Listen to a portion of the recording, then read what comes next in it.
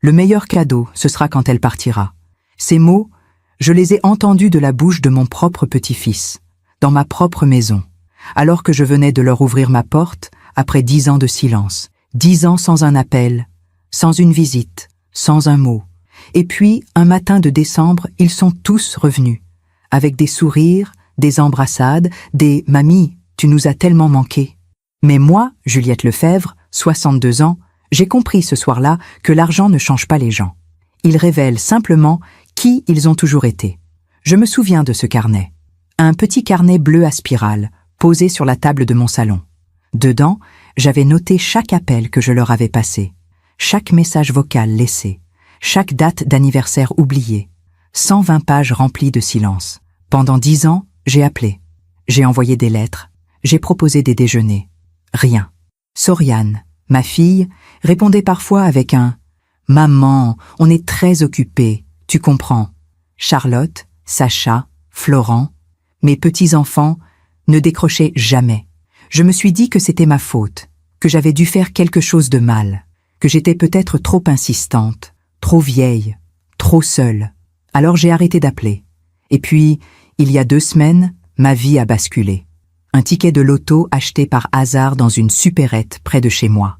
120 millions d'euros. J'ai relu le résultat 3 fois. J'ai tremblé. J'ai pleuré.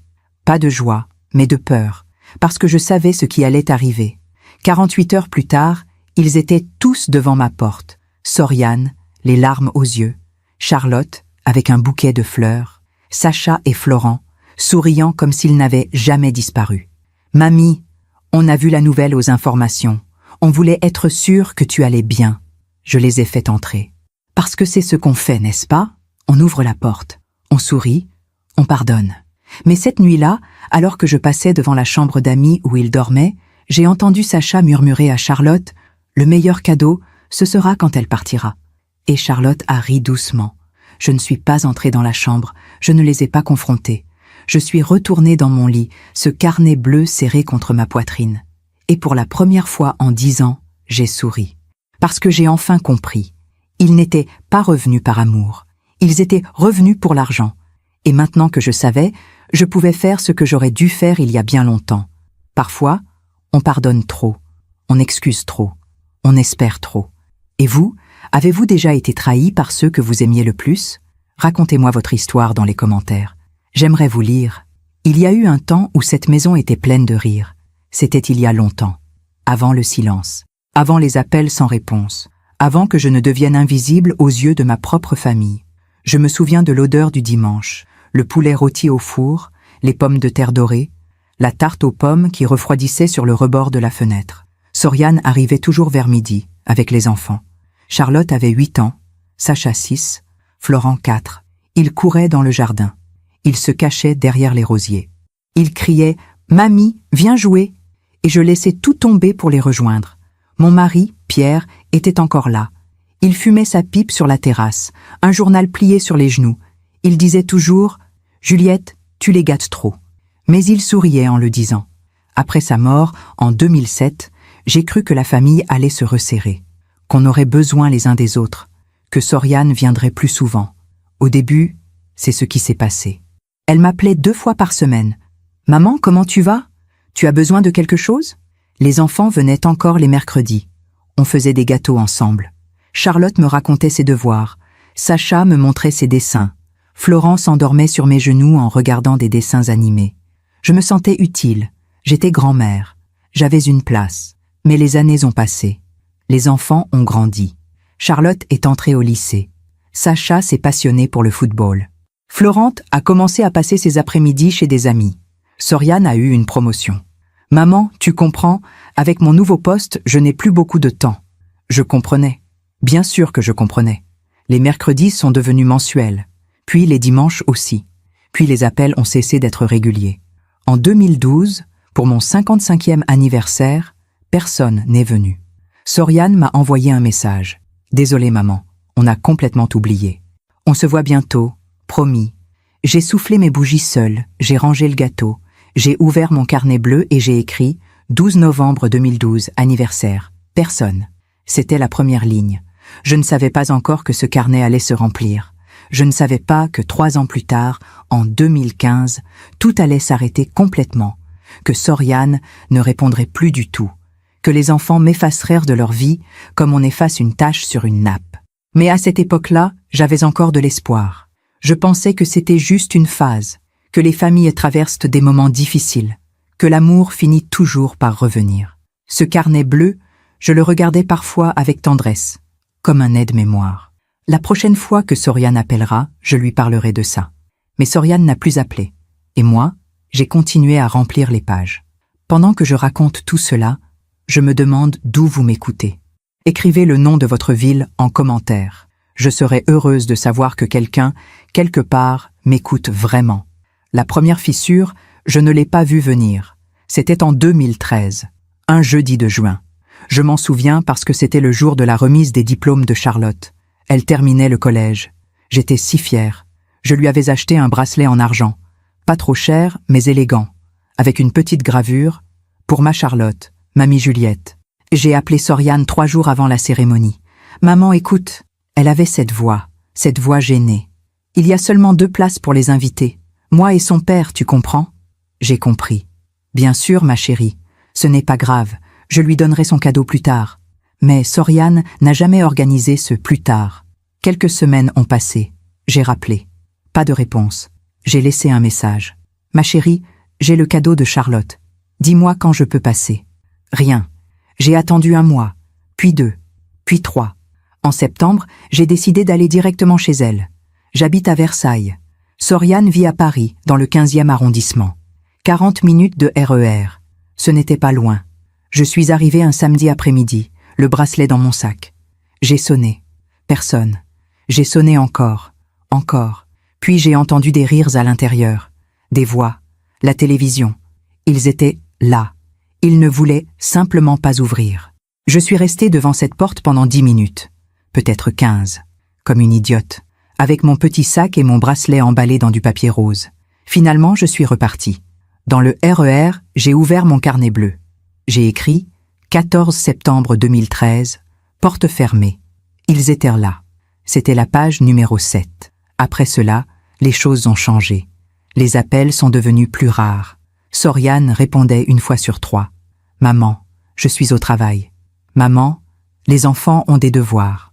Maman, on a prévu quelque chose ce week-end. » Jamais de contre-proposition, jamais de « mais la semaine prochaine, oui ». Juste des portes qui se fermaient, doucement, poliment, mais définitivement.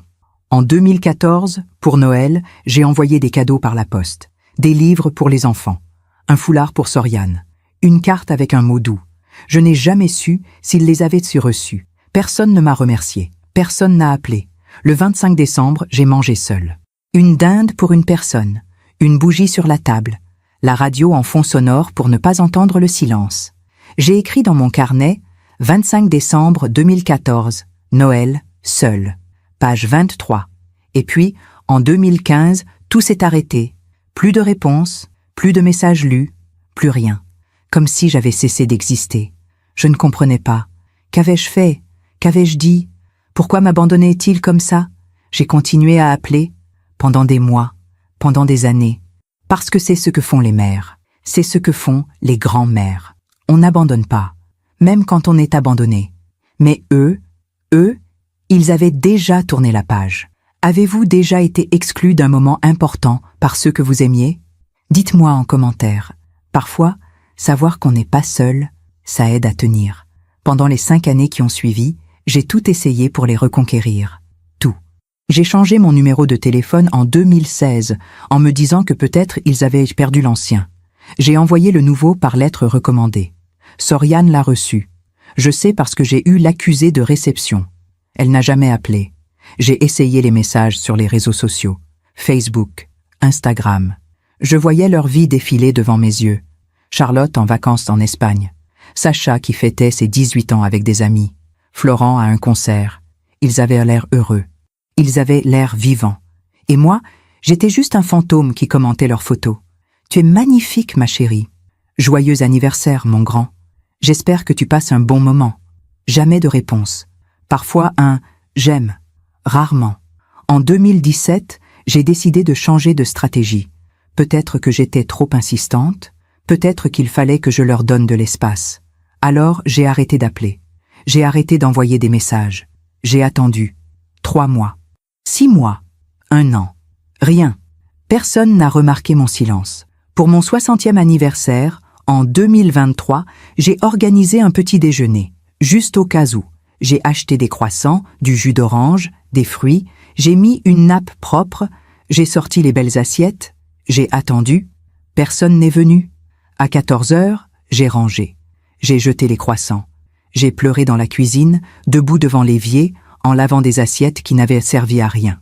Mon carnet bleu était maintenant presque plein. Page 87, 12 novembre 2023, 60 ans, seule. Je me suis dit que c'était ma faute, que j'avais été une mauvaise mère, une mauvaise grand-mère, que je ne savais pas communiquer, que j'étais ennuyeuse, trop vieille, trop seule. Je me suis excusée, dans ma tête, dans mes prières, dans des lettres que je n'ai jamais envoyées. Pardonne-moi, Soriane. Je ne sais pas ce que j'ai fait, mais pardonne-moi. Ma sœur, Marguerite, habitait à Nice. Elle m'appelait chaque semaine. Juliette, viens me voir. Laisse-les tranquilles. Ils ne méritent pas tes larmes. Mais je ne pouvais pas. C'était ma famille, mon sang. On n'abandonne pas sa famille. Alors j'ai continué. J'ai envoyé des cartes pour les anniversaires, pour Noël, pour Pâques, sans attendre de réponse. Juste pour qu'ils sachent que j'étais là, que je pensais à eux, que je les aimais. En 2024, j'ai essayé une dernière fois. J'ai écrit une longue lettre à Soriane, 3 pages. Je lui ai dit tout. Combien je souffrais, combien je me sentais invisible, combien j'avais besoin d'eux. Je ne veux pas d'argent, je ne veux pas d'excuses. Je veux juste savoir que vous allez bien, que vous êtes heureux, que je compte encore un peu pour vous. Je l'ai posté un lundi matin. 3 semaines plus tard, j'ai reçu un message de Soriane. 4 lignes. Maman, on va bien. Arrête de t'inquiéter. On est juste très occupés. Prends soin de toi. Bise. 4 lignes. En 10 ans. J'ai compris ce jour-là que je ne récupérerais jamais ce que j'avais perdu. Mais je n'ai pas arrêté d'espérer. Parce que l'espoir, c'est tout ce qui me restait. Et puis, en décembre 2025, tout a changé. Pas parce qu'ils sont revenus par amour, mais parce que 120 millions d'euros leur ont rappelé que j'existais. Je me demande encore si j'ai bien fait de continuer à essayer pendant toutes ces années. Et vous?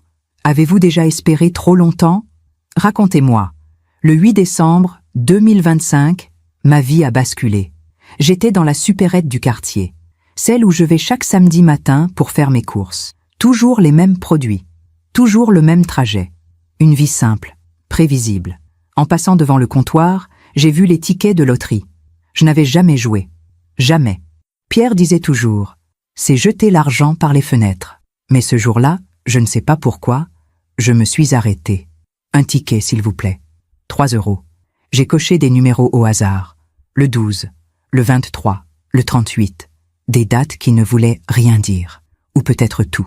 Le mercredi suivant, 11 décembre, j'ai entendu les résultats à la radio. Au début, je n'y ai pas fait attention. Je préparais mon thé. Mais les numéros ont commencé à tomber. 1, 2, 3, 4, 5, 6, tous les miens. J'ai laissé tomber ma tasse. Elle s'est brisée sur le carrelage. Mais je ne l'ai pas ramassée. Je suis restée là, debout, tremblante, le ticket à la main. 120 millions d'euros. Je n'ai pas crié de joie. Je n'ai pas pleuré de bonheur. J'ai pleuré de peur. Parce que je savais exactement ce qui allait se passer. Le lendemain, j'ai contacté la Française des Jeux. J'ai fait valider mon ticket. Ils m'ont félicité. Ils m'ont pris en photo. Ils m'ont demandé si je voulais rester anonyme. Oui, absolument. Mais 2 jours plus tard, la nouvelle était partout. Pas mon nom, pas mon adresse complète, mais assez. Une retraitée de Versailles remporte 120 millions d'euros. Le samedi matin, 13 décembre, mon téléphone a sonné. Un numéro que je connaissais par cœur. Soriane. Mon cœur s'est arrêté. J'ai décroché en tremblant. Maman? Sa voix. Après des années. Douce, inquiète. Maman, c'est toi? J'ai vu les informations. Cette personne à Versailles qui a gagné, c'est toi? J'ai hésité. Une part de moi voulait mentir. Dire non. Raccrocher. Mais je ne sais pas mentir. Oui, ma chérie. C'est moi. Un silence. Puis elle a éclaté en sanglots. Maman! Oh mon Dieu! Je suis tellement heureuse pour toi. On arrive tout de suite. Ne bouge pas. 1 heure plus tard, ils étaient tous là. Soriane, Charlotte, Sacha, Florent. Ils ont sonné à la porte comme une tempête. Des embrassades, des larmes, des « Mamie, on est si fiers de toi !»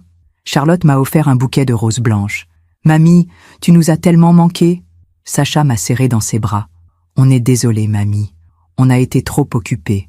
Mais maintenant, on est là. » Florent a souri. « On va prendre soin de toi, mamie. Promis. » Je les ai fait entrer. Parce que c'est ce qu'on fait. Parce que j'avais attendu ce moment pendant 10 ans. Ils ont rempli mon salon.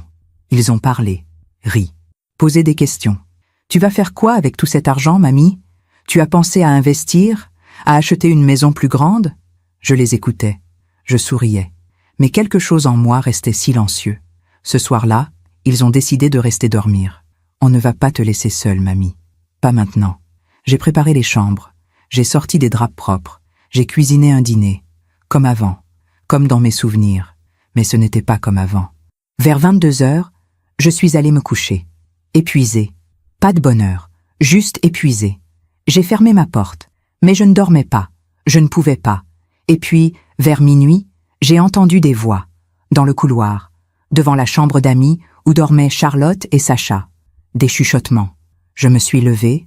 Doucement, j'ai ouvert ma porte. Juste un peu. C'était Sacha. Il parlait à Charlotte. « Tu crois qu'elle va tout nous donner ?» Charlotte a ri. « Évidemment. Elle est vieille. Elle n'a personne d'autre. » Puis Sacha a dit, d'une voix froide, presque amusée, « Le meilleur cadeau, ce sera quand elle partira. » Et Charlotte a ri encore, doucement, comme si c'était une blague. Je suis restée figée, la main sur la poignée, le souffle coupé. Pendant 10 ans, j'avais cru que c'était ma faute, que j'avais fait quelque chose de mal, que je n'avais pas été assez bien. Mais ce soir-là, j'ai compris. Ce n'était pas moi, c'était eux. Je suis retournée dans ma chambre. J'ai fermé la porte, j'ai pris mon carnet bleu. Page 119, 14 décembre 2025. Ils sont revenus. Pas par amour, par intérêt. Et pour la première fois en 10 ans, j'ai souri. Parce que maintenant, je savais exactement ce que j'allais faire. Avez-vous déjà découvert que quelqu'un que vous aimiez ne vous aimait pas pour les bonnes raisons? Dites-moi en commentaire. Parfois, la vérité fait mal, mais elle libère aussi. Cette nuit-là, je n'ai pas dormi.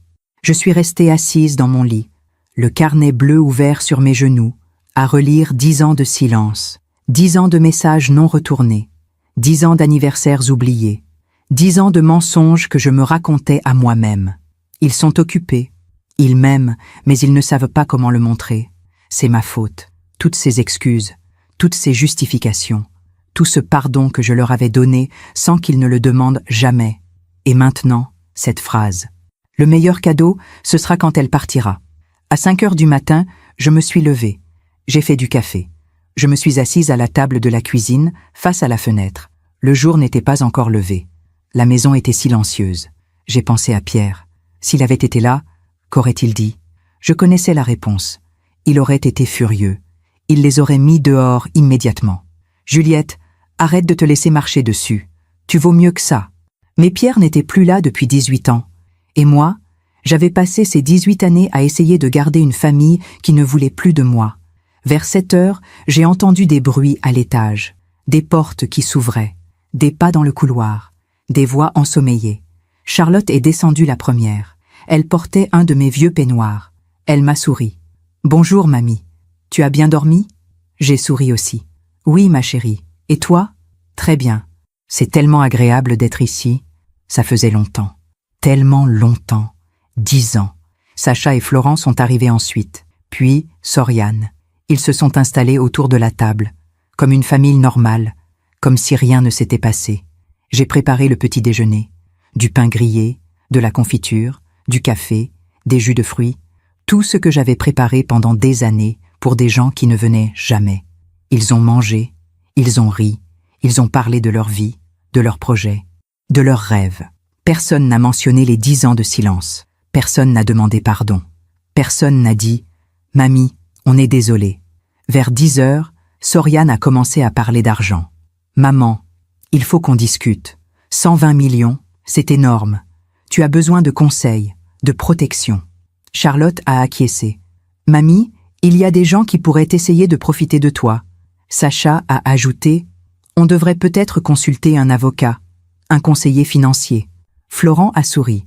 On est là pour t'aider, mamie. Tu n'es pas seule. Je les écoutais. Je hochais la tête. Je souriais. Mais à l'intérieur, quelque chose s'était brisé. Définitivement. Parce que ce n'était pas de l'amour. Ce n'était pas de l'inquiétude. C'était de la stratégie. Soriane a sorti son téléphone. J'ai déjà contacté quelqu'un.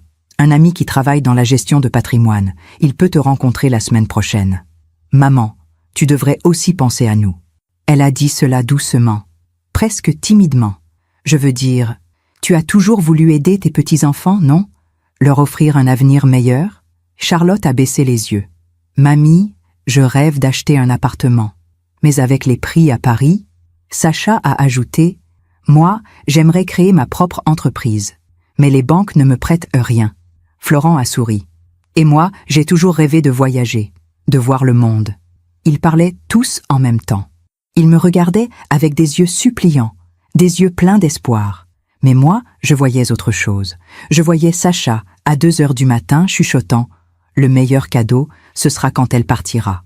Je voyais Charlotte, riant doucement. Complice.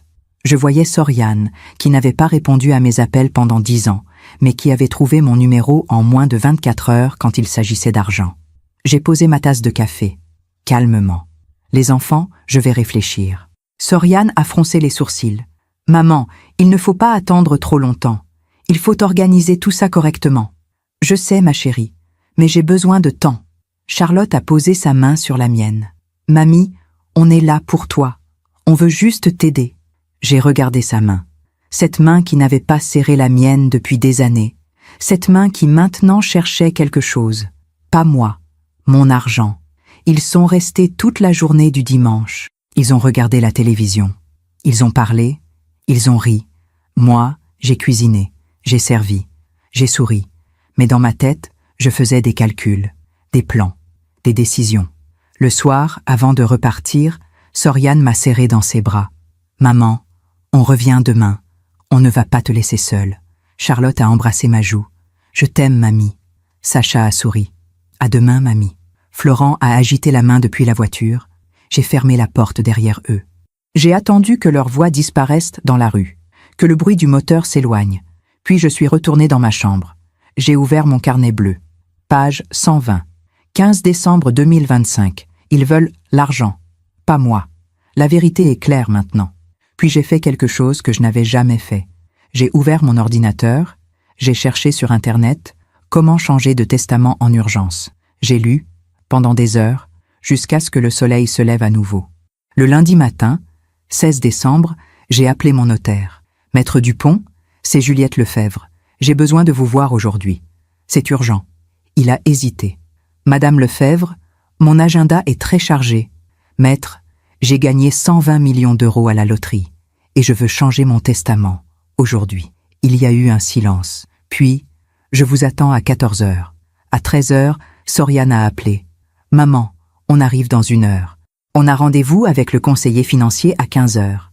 Ma chérie, je ne peux pas aujourd'hui. J'ai un rendez-vous. Un rendez-vous? Avec qui? C'est personnel. Un silence. Puis, d'une voix froide, Maman, tu ne devrais pas prendre de décisions importantes toute seule. Je ne suis pas seule, ma chérie, je suis avec moi-même. J'ai raccroché. À 14 heures, j'étais dans le bureau de Maître Dupont. Un homme élégant, la cinquantaine, des lunettes rondes et un sourire bienveillant.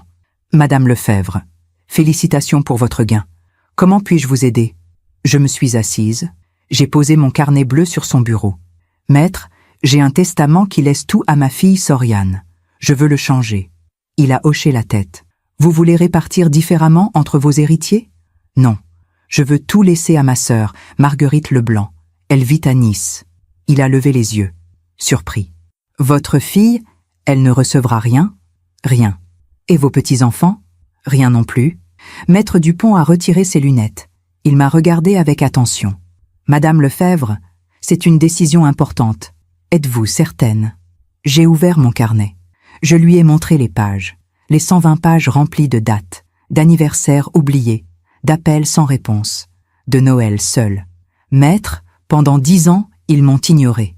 Et maintenant qu'il y a de l'argent, ils sont revenus. Hier soir, j'ai entendu mon petit-fils dire « Le meilleur cadeau, ce sera quand elle partira ». J'ai refermé le carnet. Je suis certaine. Il a hoché la tête lentement. Je comprends. Nous allons préparer le Nouveau Testament. Il sera prêt demain. Non, maître. Aujourd'hui. Il a hésité. Puis il a vu mon regard. Et il a compris. Très bien, donnez-moi 2 heures. À 17 heures, j'ai signé. Un Nouveau Testament. Clair. Irrévocable. Tout à Marguerite, ma sœur. Celle qui m'appelait chaque semaine. Celle qui m'avait toujours aimé. Même sans argent. Rien à Soriane. Rien à Charlotte, Sacha, Florent. En sortant du bureau, j'ai senti quelque chose de nouveau. Pas de la joie, pas de la vengeance, juste de la paix. Pour la première fois en 10 ans, j'avais fait quelque chose pour moi. Pas pour eux, pas pour maintenir une illusion. Pour moi. Je me demande encore si j'ai fait le bon choix. Et vous? Qu'auriez-vous fait à ma place? Dites-moi en commentaire. Parfois, la vérité nous oblige à des décisions difficiles. Le mardi 17 décembre, ils sont revenus, tous les 4, à 9 heures du matin, sans prévenir. J'ai entendu la sonnette, puis des coups à la porte, puis la voix de Soriane. « Maman, ouvre, il faut qu'on parle !» J'ai pris mon temps, j'ai bu une gorgée de café, j'ai respiré profondément, puis j'ai ouvert. Soriane est entrée comme une tempête, le visage fermé, les yeux durs. « Maman, qu'est-ce que tu as fait hier ?» Je suis restée calme. « Bonjour, ma chérie. Entre, je t'en prie. Ne fais pas l'innocente. Maître Dupont a appelé son assistant. Et l'assistant connaît quelqu'un qui m'a dit que tu avais changé ton testament. Ah, les petites villes. Les secrets qui ne restent jamais secrets. » Charlotte, Sacha et Florent se tenaient derrière elle. Silencieux. Tendus. Je me suis assise sur le canapé. Tranquillement. C'est vrai. J'ai changé mon testament. Soriane a ouvert la bouche, puis l'a refermée, comme si elle ne savait pas par où commencer. Finalement, pourquoi? J'ai regardé mes petits-enfants. Charlotte évitait mon regard. Sacha serrait les poings. Florent fixait le sol. Parce que j'ai compris quelque chose, ma chérie. Compris quoi? Que vous n'êtes pas revenu par amour. Le silence est tombé comme une pierre. Soriane a ri. Un rire nerveux, incrédule. Maman, qu'est-ce que tu racontes? Bien sûr qu'on t'aime. Vraiment? J'ai sorti mon carnet bleu de ma poche. Je l'ai posé sur la table basse. Alors pourquoi pendant 10 ans, vous ne m'avez jamais appelé? Soriane a regardé le carnet. Maman, on était occupés. J'ai ouvert le carnet. Page après page. Le 12 novembre 2012, mon 55e anniversaire. Personne. Le 25 décembre 2014. Noël. Seul. Le 14 septembre 2013. J'ai sonné à ta porte, Soriane. Vous étiez là. Vous n'avez pas ouvert. Soriane a pâli. Maman. Le 12 novembre 2023. Mon 60e anniversaire. J'ai préparé un déjeuner. Personne n'est venu. J'ai refermé le carnet. 120 pages, Soriane. 120 moments où j'ai attendu, espéré, pleuré. Et vous n'étiez jamais là. Charlotte a fait un pas en avant. Les larmes aux yeux. Mamie, on est désolé. On ne savait pas que tu souffrais autant. Tu ne savais pas? J'ai souri tristement. J'ai envoyé des lettres, des messages, des cadeaux de Noël. J'ai appelé. Encore et encore. Comment pouviez-vous ne pas savoir? Sacha a murmuré. On pensait que... Que quoi? Que j'allais bien? Que j'avais d'autres personnes dans ma vie? J'ai secoué la tête. Non, vous ne pensiez pas du tout à moi. Soriane s'est assise. Elle a pris sa tête entre ses mains. Maman, je sais. On a été égoïste. On a été terrible. Mais maintenant, on est là. On veut réparer.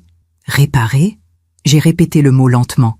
Vous voulez réparer maintenant qu'il y a 120 millions d'euros? Le silence est revenu. Plus lourd, plus épais. Florent a rompu ce silence. Mamie, ce n'est pas comme ça. Vraiment? Alors pourquoi êtes-vous venue 48 heures après que j'ai gagné à la loterie? Pourquoi pas il y a 1 an? Ou 5 ans? Ou 10 ans? Personne n'a répondu. J'ai continué. Ma voix était calme, posée, mais ferme. Samedi soir, j'ai entendu quelque chose. Charlotte a levé les yeux, brusquement. J'étais dans ma chambre, vous pensiez que je dormais. Mais je ne dormais pas. Sacha a pâli. Et j'ai entendu Sacha dire à Charlotte, j'ai marqué une pause. J'ai regardé mon petit-fils dans les yeux. Que le meilleur cadeau, ce serait quand je partirais. Charlotte a porté la main à sa bouche. Mamie, Sacha a secoué la tête. Non, mamie, ce n'est pas... Je ne voulais pas... Tu ne voulais pas que je l'entende. Mais tu l'as dit. Soriane s'est levée d'un bond. Sacha, c'est vrai, tu as dit ça. Sacha a baissé les yeux. Il ne répondait pas. Charlotte pleurait maintenant. Mamie, c'était une blague. On était fatigués. On ne pensait pas. Une blague. J'ai hoché la tête. Une blague sur ma mort. J'ai respiré profondément. J'ai regardé chacun d'eux, un par un. Je vous ai aimé. Toute ma vie, j'ai tout donné, mon temps, mon énergie, mon amour. Et quand Pierre est mort, j'ai continué, parce que vous étiez tout ce qui me restait. Soriane pleurait maintenant aussi. Maman, mais vous m'avez oublié. Vous m'avez laissé seule. Et maintenant que j'ai de l'argent, vous revenez. Pas parce que vous m'aimez, mais parce que vous voulez quelque chose. J'ai pris le carnet bleu. Je l'ai serré contre moi. Alors oui, j'ai changé mon testament. Tout va à Marguerite. Ma sœur, celle qui m'a appelée chaque semaine pendant 10 ans, celle qui m'a invitée à Nice, celle qui m'a aimée sans rien attendre en retour. Soriane s'est avancée vers moi. Maman, tu ne peux pas faire ça. Je peux, et je l'ai fait. Charlotte sanglotait. Mamie, s'il te plaît, donne-nous une chance. On va changer. On va être meilleur. Meilleur. J'ai souri tristement. Vous aviez 10 ans pour être meilleur. 10 ans où je vous ai supplié de revenir. Maintenant c'est trop tard. Sacha a fait un pas vers moi. Mamie, je suis désolée, vraiment. Ce que j'ai dit, je ne le pensais pas. Peut-être, mais tu l'as dit. Et Charlotte a ri. Et vous étiez tous complices. Soriane a explosé. Maman, tu es cruelle. Tu nous punis pour une phrase. Une phrase? J'ai levé mon carnet. Non, Soriane, je vous punis pour 120 pages, pour 10 ans de silence, pour 10 ans d'anniversaire oublié, pour 10 ans où j'ai existé seulement quand c'était utile pour vous. Elle m'a regardé, les yeux rouges, le visage défait. Tu n'as pas le droit. J'ai tous les droits. C'est mon argent, ma vie, ma décision. Il y a eu un long silence. Personne ne bougeait. Personne ne parlait. Puis Soriane a pris son sac. Très bien, tu veux être seule, tu seras seule. Elle est allée vers la porte. Charlotte, Sacha et Florent l'ont suivie. À la porte, Soriane s'est retournée. Une dernière fois. Tu vas le regretter, maman. J'ai souri. Tristement, mais paisiblement. Non, ma chérie. Je regrette seulement de ne pas l'avoir fait plus tôt. La porte s'est fermée, violemment. J'ai entendu leurs voix dans la rue. Des cris, des pleurs, puis le bruit de la voiture qui démarrait. Je suis restée debout dans mon salon, seule. Le silence est revenu. Ce silence que je connaissais si bien. Ce silence qui avait été mon compagnon pendant 10 ans. Mais cette fois, c'était différent. Cette fois, ce n'était pas le silence de l'abandon. C'était le silence de la liberté. J'ai ouvert mon carnet bleu. Page 121. 17 décembre 2025. Je les ai affrontés. Je leur ai dit la vérité. Ils sont partis. Et je ne regrette rien. Puis, j'ai fait quelque chose que je n'avais pas fait depuis longtemps. J'ai appelé Marguerite. Elle a décroché à la première sonnerie. Comme toujours. Juliette, sa voix. Douce, familière, aimante. Marguerite. J'ai souri. Est-ce que je peux venir à Nice? Un silence. Puis, bien sûr, ma chérie. Quand? Demain. Demain? Oui, je veux partir d'ici. Je veux recommencer. Marguerite a ri. Un rire léger, heureux. Tu sais que tu es toujours la bienvenue. Tu as mis 10 ans à comprendre, mais mieux vaut tard que jamais. Merci Marguerite. Ne me remercie pas. C'est ce que font les sœurs. On s'aime, sans condition, sans attente. J'ai raccroché. J'ai regardé autour de moi. Cette maison, ces murs, ces souvenirs, tout ce que j'avais construit avec Pierre, tout ce que j'avais essayé de préserver pour Soriane et les enfants. Mais ce n'était plus ma maison. C'était une prison. Et il était temps de partir. Avez-vous déjà dû choisir entre votre dignité et votre famille? Racontez-moi en commentaire.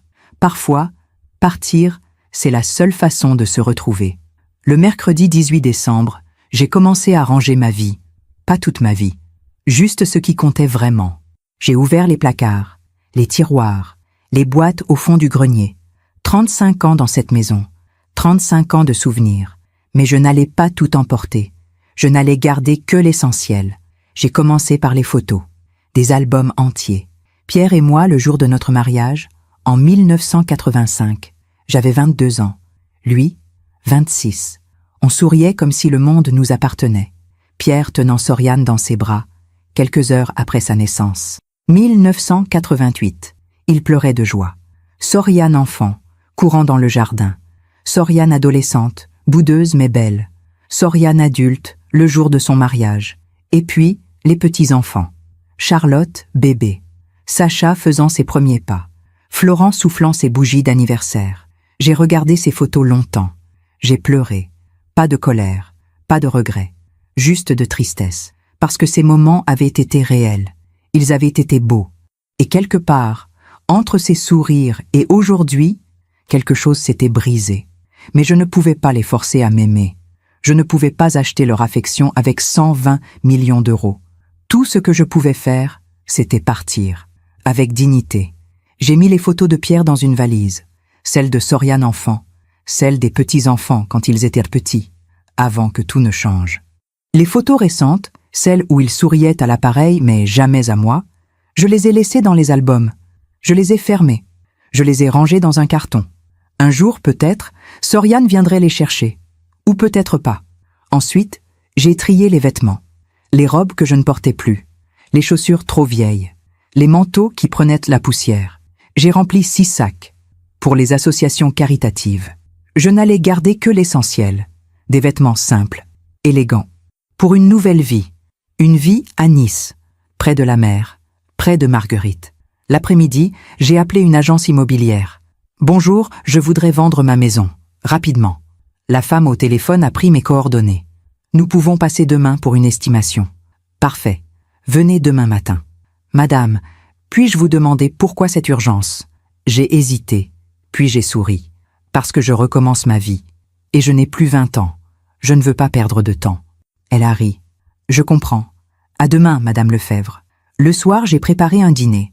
Simple, une soupe, du pain, du fromage. Je me suis assise à table, seule, comme d'habitude. Mais pour la première fois depuis longtemps, je ne me sentais pas seule. Je me sentais libre. Mon téléphone a sonné. Un numéro inconnu. J'ai hésité, puis j'ai décroché. « Allô? Madame Lefebvre ?» Une voix de femme. Jeune, professionnelle. « Je m'appelle Émilie Rousseau. Je suis journaliste au Parisien. J'aimerais vous interviewer au sujet de votre gain à la loterie. » J'ai fermé les yeux. Bien sûr, les médias. Je ne suis pas intéressée. Madame, je comprends. Mais c'est une histoire inspirante. Une femme seule qui gagne 120 millions. Je ne suis pas seule. J'ai coupé doucement. J'ai une sœur qui m'aime. Et c'est suffisant. J'ai raccroché. Quelques minutes plus tard, un message. De Soriane. Maman, j'ai vu que des journalistes te cherchent. Ne leur parle pas. Ça pourrait te mettre en danger. Appelle-moi. J'ai lu le message. 2 fois. Elle s'inquiétait pour moi. Ou pour son image. Je n'ai pas répondu. Le jeudi 19 décembre, l'agent immobilier est venu. Un homme d'une 50aine d'années. Costume élégant. Sourire commercial. Il a visité la maison. Le salon. La cuisine. Les chambres. Le jardin. C'est une belle propriété, Madame Lefebvre. Bien entretenue. Dans un quartier recherché. Combien? Je dirais entre 500 000 et 600 000 euros. J'ai hoché la tête. Vendez-la, au prix que vous voulez, mais rapidement. Il a froncé les sourcils. Madame, si vous acceptez un prix plus bas, nous pouvons vendre en quelques semaines. Mais si vous attendez, je n'attends pas. Vendez. Il a sorti des documents. Un mandat de vente, des formulaires. J'ai tout signé, sans hésiter. Cette maison était pleine de souvenirs. Mais les souvenirs heureux étaient loin. Trop loin. Maintenant, il ne restait que les échos du silence. Après son départ, j'ai appelé Marguerite. « Ma chérie, tu arrives quand ?»« Demain, j'ai réservé un billet de train.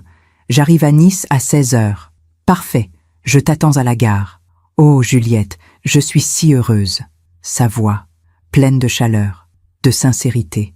C'est ça l'amour, ai-je pensé. Pas les mots, pas les promesses. Juste la présence, la constance, la fidélité. Le vendredi 20 décembre, j'ai fait mes valises. 2 grandes valises, une petite, un sac à main. À l'intérieur, des vêtements, des photos, mon carnet bleu, quelques livres, des bijoux de pierre, rien d'autre. Tout le reste resterait ici.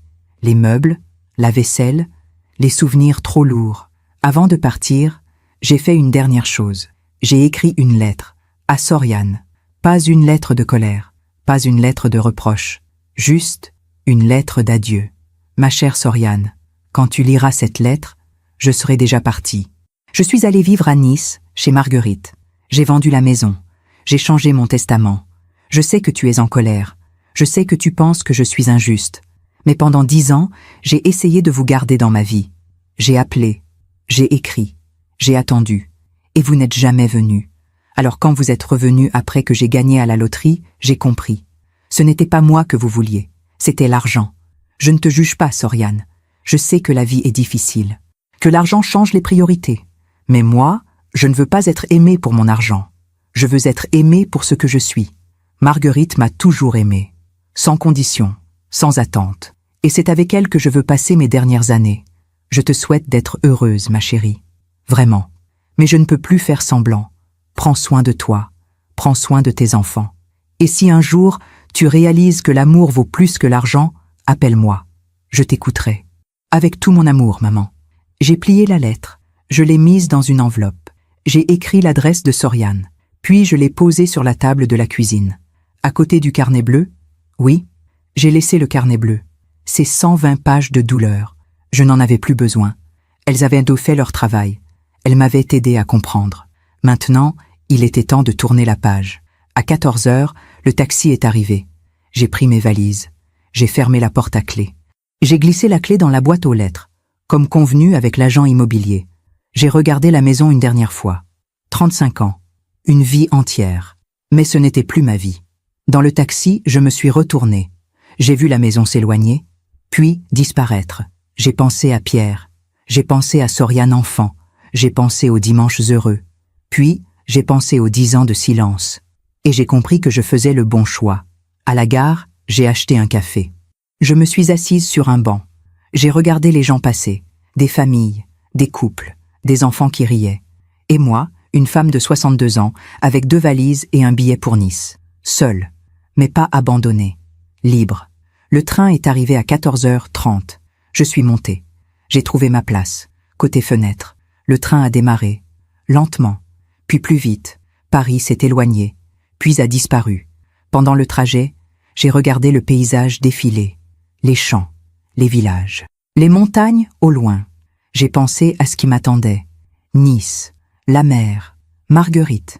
Une nouvelle vie. J'ai pensé aussi à ce que je laissais derrière. Soriane, Charlotte, Sacha, Florent. Et pour la première fois, je n'ai pas pleuré.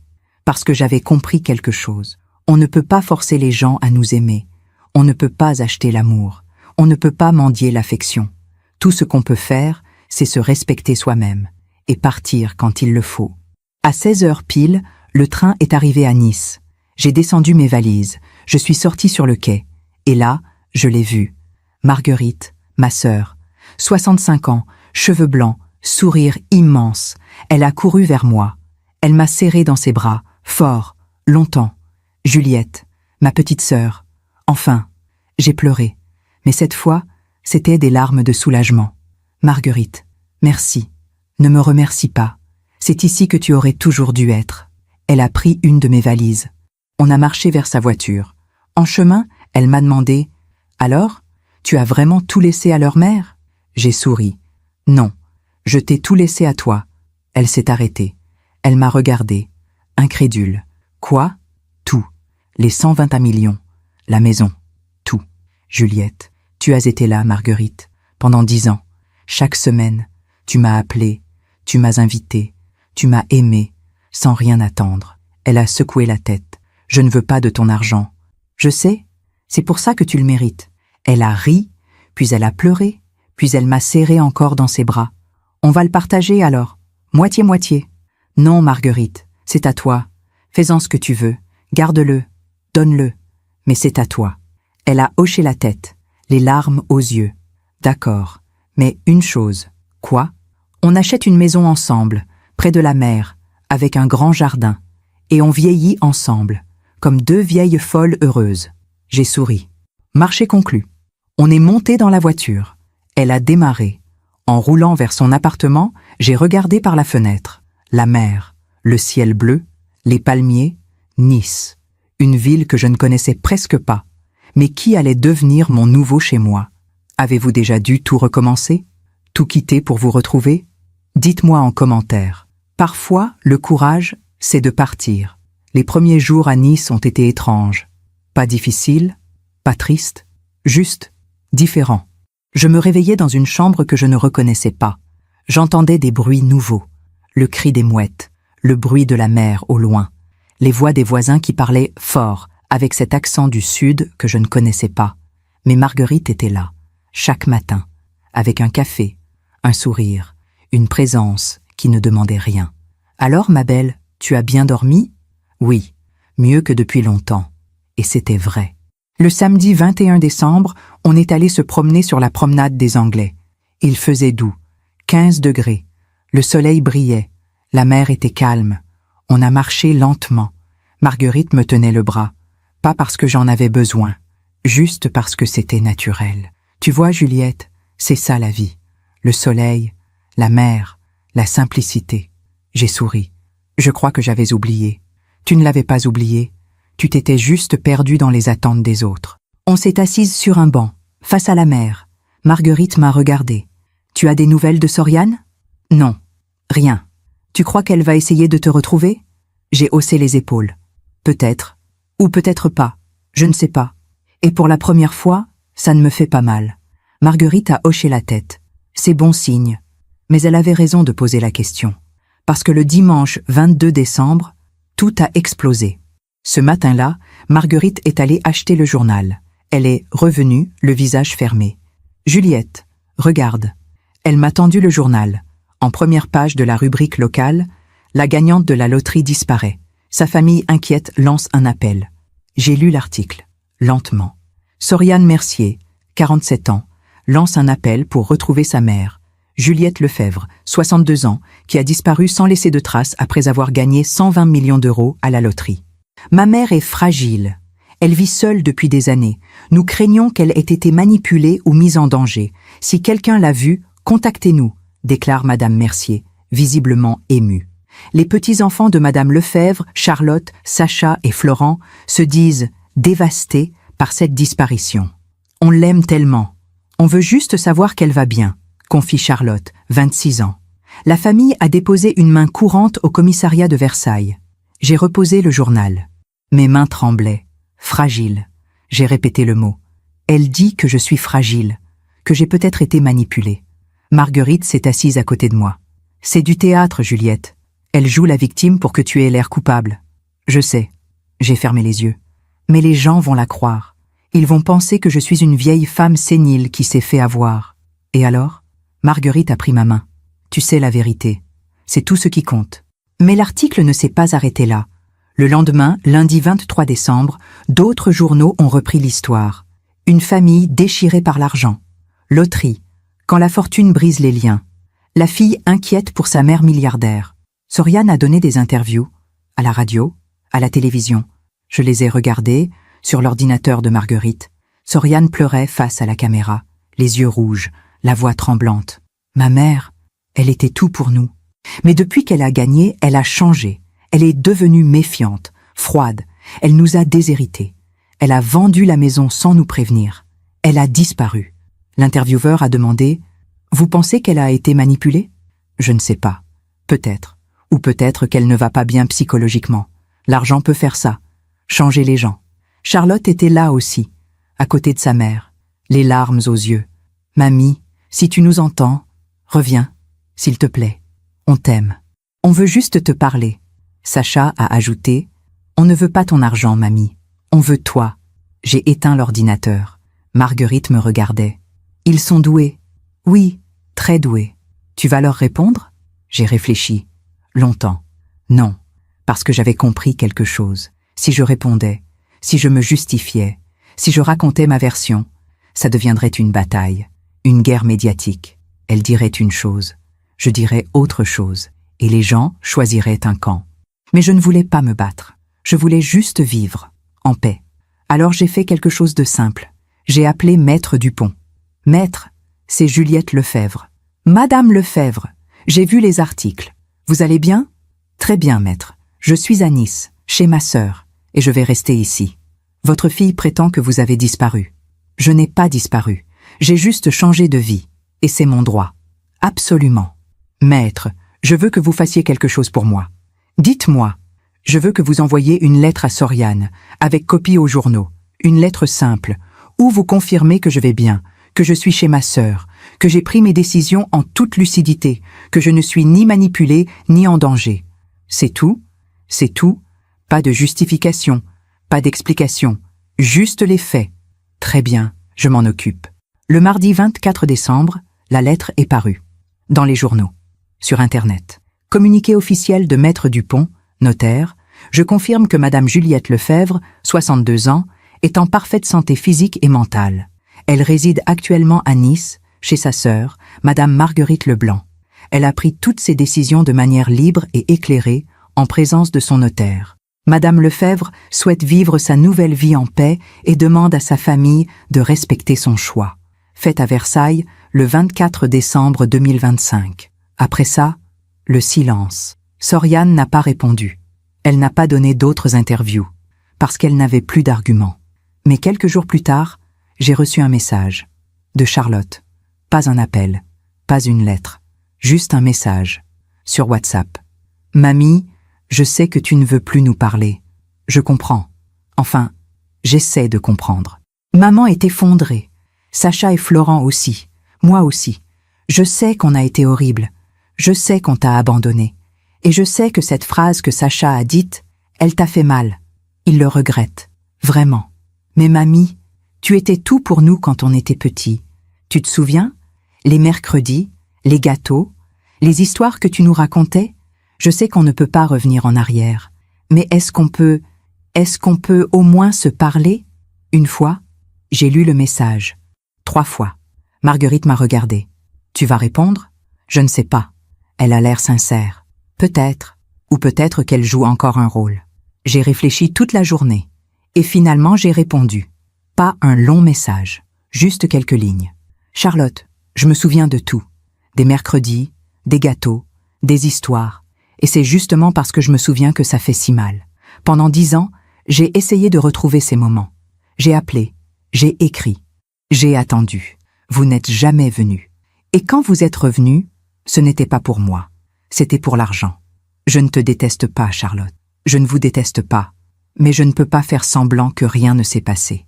J'ai besoin de vivre ma vie. Loin de la douleur, loin des attentes, loin de vous. Peut-être qu'un jour, on pourra se parler. Mais pas maintenant. Prends soin de toi. Mamie. Je l'ai envoyé. Puis j'ai éteint mon téléphone. Marguerite a posé sa main sur mon épaule. Tu as bien fait? Je sais.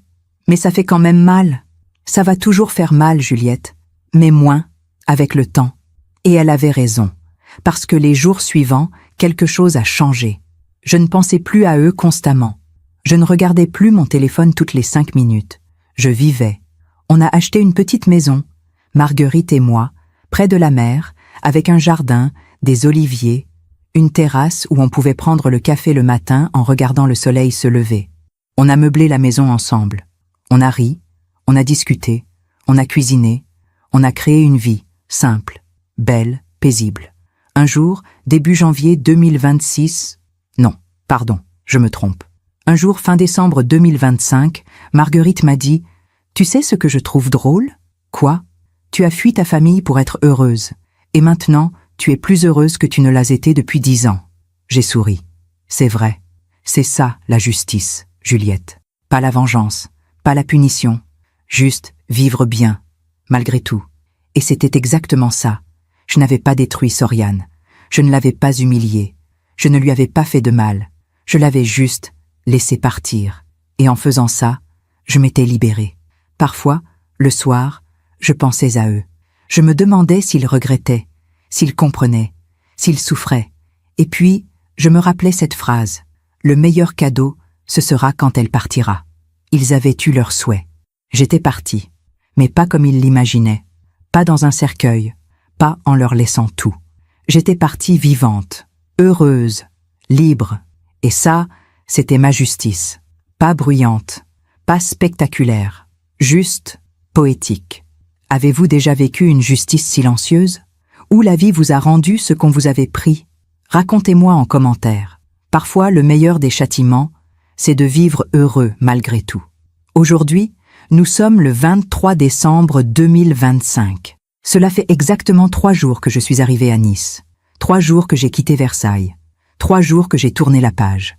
Et pourtant, j'ai l'impression que c'était il y a une éternité. Ce matin, je me suis réveillée avec le soleil. Pas avec une alarme. Pas avec l'angoisse. Juste avec la lumière qui entrait doucement par la fenêtre. J'ai entendu Marguerite dans la cuisine. Le bruit de la cafetière, le cliquetis des tasses, sa voix qui fredonnait une vieille chanson. Je me suis levée. J'ai enfilé ma robe de chambre, j'ai ouvert la fenêtre. L'air était doux. La mer scintillait au loin. Les mouettes criaient. Un chat traversait le jardin. Et j'ai souri. Marguerite m'a tendu un café. « Alors, ma belle, comment tu te sens ?»« Bien, vraiment bien. Pas de regret ?» J'ai réfléchi, honnêtement. Non, aucun regret. Elle a hoché la tête. Tant mieux, parce que la vie est trop courte pour regretter d'avoir choisi la paix. On s'est assise sur la terrasse, face au jardin, face au ciel. Marguerite a dit « Tu sais ce que je trouve incroyable ?»« Quoi ?» Pendant 10 ans, tu as porté leur silence, leur absence, leur rejet. Et tu ne t'es jamais plainte, tu n'as jamais baissé les bras, tu as continué à les aimer. Je ne savais pas faire autrement. Je sais, c'est pour ça que tu es forte, Juliette. Pas parce que tu as tenu, mais parce que tu as su partir. J'ai pensé à cette phrase. Longtemps, partir. Ce mot qui sonne comme un abandon, comme une fuite, comme une défaite. Mais non, partir, ce n'était pas abandonner. C'était choisir. Choisir de ne plus accepter l'inacceptable. Choisir de ne plus mendier l'amour. Choisir de vivre. Marguerite a repris. Tu sais ce que maman disait toujours? Quoi? On enseigne aux gens comment nous traiter. J'ai souri tristement. Alors j'ai mal enseigné. Non, tu as enseigné la bonté, le pardon, la patience. Mais eux, ils ont appris à en profiter. Elle a posé sa main sur la mienne. Maintenant, tu leur enseignes autre chose. La dignité, le respect de soi, la limite.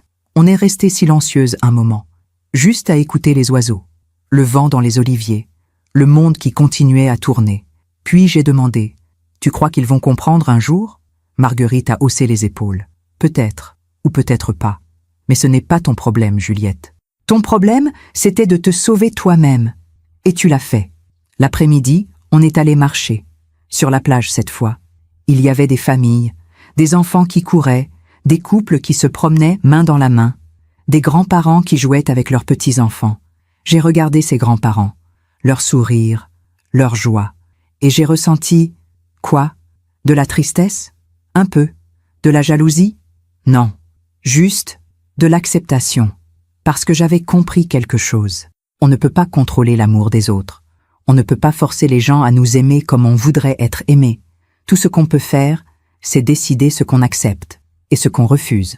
Marguerite m'a montré une petite fille, 4 ou 5 ans. Elle ramassait des coquillages. Sa grand-mère l'aidait. Elles riaient ensemble. C'est beau, non? Oui. Tu aurais aimé avoir ça avec Charlotte, Sacha et Florent. Oui, mais je ne l'ai pas eu et je ne l'aurai jamais. Oh, ça te rend triste?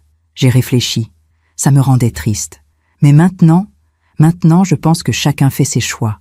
Eux ont choisi de m'oublier. J'ai choisi de partir. On a continué à marcher.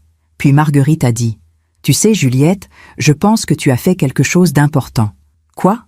Tu as montré qu'on peut recommencer, même à 62 ans, même après 10 ans de douleur, même quand tout semble perdu. Elle a souri. Tu es une leçon vivante. Le soir, de retour à la maison, j'ai décidé d'écrire. Pas dans un carnet bleu cette fois. Je n'avais plus besoin de noter ma douleur. Non, j'ai écrit une lettre, à moi-même. Chère Juliette, tu as 62 ans. Tu as vécu une vie longue, parfois heureuse, souvent difficile. Tu as aimé un homme merveilleux. Pierre, il t'a rendue heureuse pendant 22 ans. Puis il est parti. Et tu as continué. Seule, mais debout. Tu as élevé une fille. Soriane. Tu l'as aimée de tout ton cœur. Tu as tout donné. Et elle s'est éloignée. Peut-être que tu n'as pas été parfaite. Personne ne l'est. Mais tu as fait de ton mieux. Tu as eu 3 petits-enfants. Charlotte, Sacha, Florent. Tu les as adorés. Tu as rêvé de les voir grandir, de partager leur vie. Mais ils t'ont oublié, Ce n'est pas ta faute, c'est juste la vie. Pendant 10 ans, tu as souffert. Tu t'es senti invisible, abandonné, inutile. Tu as douté de toi. Tu t'es accusé. Tu t'es excusé pour des fautes que tu n'avais pas commises. Mais aujourd'hui, tu es libre. Tu as gagné 120 millions d'euros. Tu aurais pu les acheter. Acheter leur amour, leur présence, leur sourire. Mais tu as choisi autre chose. Tu as choisi la vérité, la dignité, la paix. Tu as tout donné à Marguerite, pas parce qu'elle le méritait plus, mais parce qu'elle t'a aimé sans condition, sans calcul, sans attente. Et maintenant, tu es ici, à Nice, près de la mer, près de ta sœur, loin de la douleur. Tu es libre, Juliette. Enfin, alors continue. Vis, souris, profite du soleil, écoute les mouettes, bois ton café sur la terrasse, lis des livres, regarde la mer. Et si un jour, Soriane comprend, si un jour, Charlotte, Sacha ou Florent frappent à ta porte avec un vrai pardon, tu décideras. Mais aujourd'hui, tu ne dois rien à personne. Tu te dois juste à toi-même. Avec tout mon amour, Juliette. J'ai plié la lettre. Je l'ai rangée dans un tiroir. Peut-être que je la relirai dans 1 an, ou dans 10 ans, ou jamais. Mais l'écrire m'a fait du bien. Le soir, Marguerite et moi avons préparé le dîner ensemble. Une salade niçoise, du poisson grillé, du pain frais, un verre de vin blanc. On a mangé lentement. On a parlé de tout, de rien, de nos projets, de la maison qu'on allait acheter, du jardin qu'on allait planter. On a ri, beaucoup. Et pour la première fois depuis 10 ans, je me suis sentie chez moi. Après le dîner, on s'est assise sur la terrasse. Le ciel était étoilé. L'air était frais. Marguerite a dit « Tu sais ce que je pense ?»« Quoi ?»« Que Pierre serait fier de toi. » J'ai senti les larmes monter. « Tu crois ?»« J'en suis sûre. Il t'aimait pour ta force, pour ta bonté, pour ton cœur. Et aujourd'hui, tu as prouvé que tu avais tout ça. J'ai pensé à Pierre, à son sourire, à sa voix, à ses mains. S'il avait été là, qu'aurait-il dit ? Je connaissais la réponse. « Juliette, je suis fière de toi. Tu as fait ce qu'il fallait. Tu as choisi la paix. Et maintenant, vis, vis pour nous deux. » J'ai fermé les yeux. J'ai respiré profondément. Et j'ai senti quelque chose que je n'avais pas senti depuis longtemps. La légèreté. Plus tard dans la soirée, mon téléphone a vibré.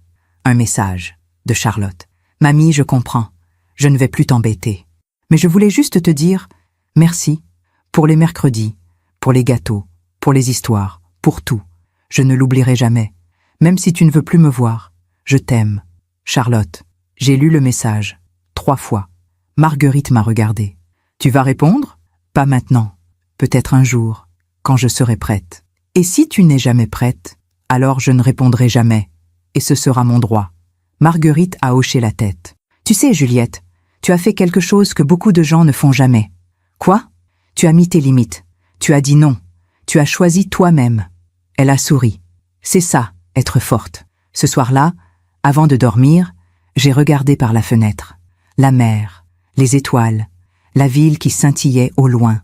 Et j'ai pensé à tout ce chemin. Les 10 ans de douleur, les appels sans réponse, les anniversaires seuls, les larmes silencieuses. Et puis, le ticket de loterie, l'argent, le retour soudain, la phrase cruelle, la décision, le départ. Aujourd'hui, je suis ici, à Nice, avec Marguerite, avec la mer, avec la paix. Je n'ai pas tout. Je n'ai pas ma fille. Je n'ai pas mes petits-enfants. Mais j'ai quelque chose de plus précieux. J'ai ma dignité. J'ai ma liberté. J'ai moi-même. Et si mon histoire peut aider ne serait-ce qu'une femme à ouvrir les yeux, à comprendre qu'on mérite d'être aimé avec sincérité, à savoir qu'il n'est jamais trop tard pour recommencer, alors tout cela aura eu un sens. Parce que la vie, ce n'est pas combien de gens nous aiment. C'est comment on s'aime soi-même, comment on se respecte, comment on refuse d'être traité comme si on ne valait rien. Aujourd'hui, à 62 ans, j'ai appris quelque chose. L'amour véritable ne calcule pas, ne manipule pas, ne revient pas uniquement quand il y a de l'argent. L'amour véritable est là, dans les bons moments, dans les mauvais, dans le silence, dans la tempête. Marguerite me l'a montré, Pierre me l'avait montré, et maintenant, je me le montre à moi-même. Alors voilà, je m'appelle Juliette Lefebvre, j'ai 62 ans. J'ai gagné 120 millions d'euros à la loterie. j'ai déshérité ma famille, et je suis partie vivre à Nice. Certains diront que j'ai été cruelle, égoïste, injuste.